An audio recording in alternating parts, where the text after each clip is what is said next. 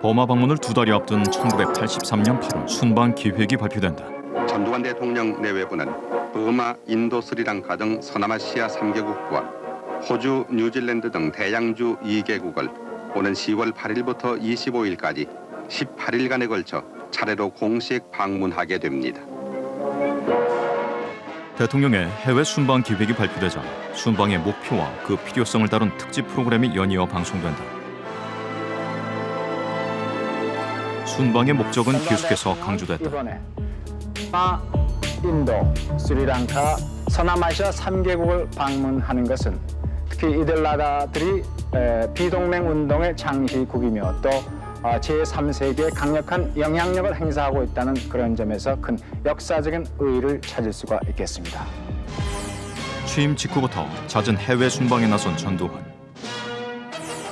취임 다음 해인 1981년 아세안 5개국을 순방하고 1982년에는 아프리카 4개국과 캐나다를 방문하는 등 그 범위를 넓혀갔다. 그리고 또다시 서남아시아와 대양주 방문에 나선 것이다. 잠시 후에 거행되겠습니다. 본인이 추진해온 개방 외교의 네 번째 결실로서 서남아시아 3개국 방문은 우리나라 국가 원수로서는 건국 이래 최초인 동시에 이들 국가가 비동맹 운동의 선구적인 지도국이라는 점에서 본인은 이번 방문을 매우 뜻깊게 생각하고 있습니다. 위험을 알리는 수많은 경고와 우려 속에서도 전두환은 그 준비를 뚫고 순방길에 올랐던 것이다.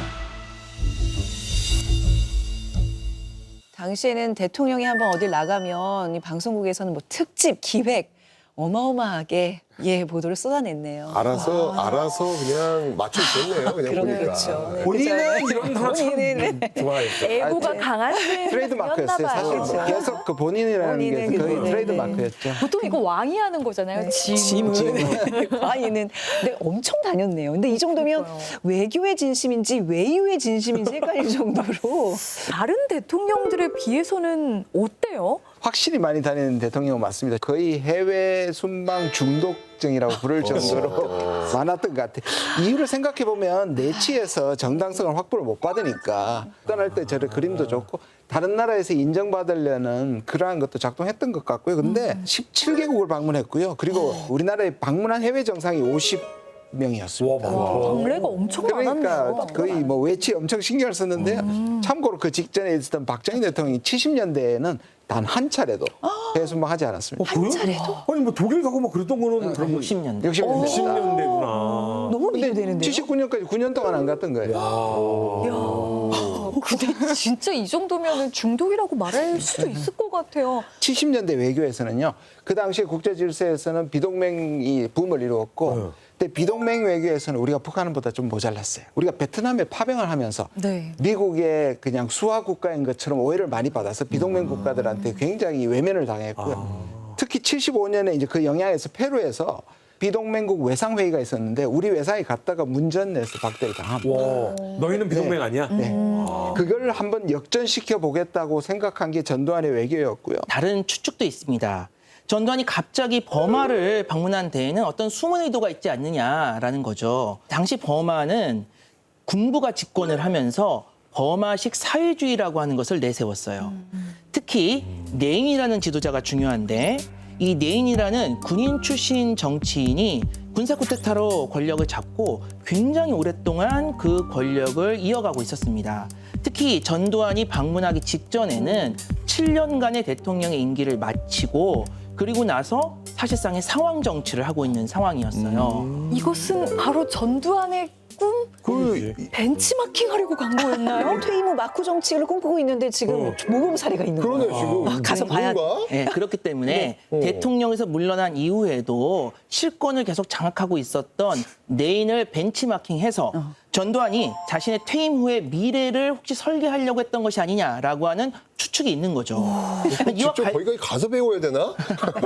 직접 그래도 만나보면 또 그런가? 노하우가 노하우 있겠죠. 길을 좀 물려받고 싶은가. 그런가? 그래서 이와 관련해서 그렇게 생각할 수 있는 여지가 있는 사실이 하나 있어요. 바로 전두환이 버마에 방문하기 직전에 전 대법원장을 포함한 3명의 고위 법조인이 청와대 비서관과 함께 버마에 사전에 방문을 했던 그런 기록이 남아 있는 거죠. 그런데 이제 이들이 거기에 방문해서 버마 정부의 이제 주요 인사들을 만나게 되는데 이런 것들이 혹시 전두환이 꿈꾸는 내윈식의 정치를 사전에 어떤 좀 벤치마킹 하려고 했던 사전 작업이 아니었는가라고 하는 의혹이 있는 겁니다. 제가 볼 땐 이거 합리적 추론, 아니, 명백한 증거 같습니다.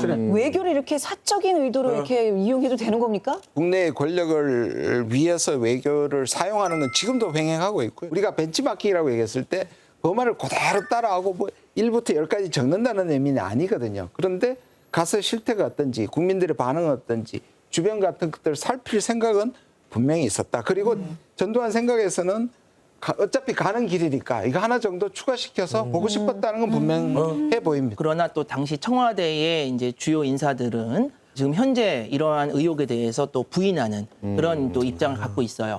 그런데 이제 이게 충분히 개연성이 있는 것이 과거에 박정희 대통령이 유신을 선포하기 전에 대만으로 또 전문가들을 보내서 대만식 총통제를 연구했다라고 하는 여러 가지 이제 기록들이 있고 또 이제 그러한 것들을 근거로 해서 1971년 대선 당시에 당시 야당 후보였던 김대중 후보가 지금 박정희 정부가 대만식 총통제를 연구하고 있고 실제로 이것을 하려고 한다. 그래서 이 71년 선거가 마지막 선거가 될 수 있다라고 경고를 했는데 그게 딱 1년 뒤에 그대로 실현이 되거든요. 그러니까 이렇게 해외의 어떤 주요 사례를 참고해서 자신의 정치적 권력을 강화하려고 했던 모습들은 사실 이 전두환 이전에도 박정희가 먼저 보여준 바가 있기 때문에 충분히 개연성이 있다라고도 생각할 수 있겠습니다. 지금 보면요. 몸은 거짓말을 못합니다. 몸이요? 잘 보면 누구 몸? 전두환이 네. 가서 배우려고 했잖아요. 네. 딱 보세요. 무릎 위에 손을 딱 얹고 학생의 자세야. 여기 알려주세요. 딱 이런 표정이잖아. 그 어느 때보다도 겸손한 자세예요. 진짜. 내위는 약간 이렇게 뭔가 가르치는 저는 자세고요. 여지껏 전두환 사진 중에 저렇게 겸손한 자세는 한 번도 본 적이 없는 것 같아요. 생각해 보시면요. 미치겠다 이거 진짜. 전두환한테는 7년 단임이라는 게 자기의 권력을 가능케 했지만 되고부터는 그게 늘 가시였잖아요. 그렇죠. 그러니까 너무 아까운 거죠. 나가긴 나가야 되는데 나가서도 하고 싶은 건 네. 당연해 보입니다. 상황이 되고 말 거야. 네. 이 의지가 지금 아주 잘 보여지고 있는 것 같아요. 근데 참 정상회담 내용이 그런 거라면 너무 어이가 없어요. 어떻게 하면 좀 더 되는 겁니까? 뭐 이런 건 정상회담을 한다는 건 너무 어이가 없잖아. 어찌됐든 네. 이 전두환에 대한 암살 계획이 실패한 건 맞지만 이게 사실 한국의 외교의 방향을 특히 전두환의 외교의 방향을 완전히 바꾸게 됩니다. 아웅산 이전과 이후로. 네. 그 전까지 임기 초기에 12개국을 방문하거든요. 네. 그러면 여기 지금 취소 안 됐으면 17개일 텐데 이제 그 이후에 5개국 정도밖에 안 갑니다. 그리고 그 5개국 중에는 미국 2번을 합치면 일본, 유럽 이래 선진국들 선진국만. 좀 안전하고 우방인 곳으로 바뀌었네요.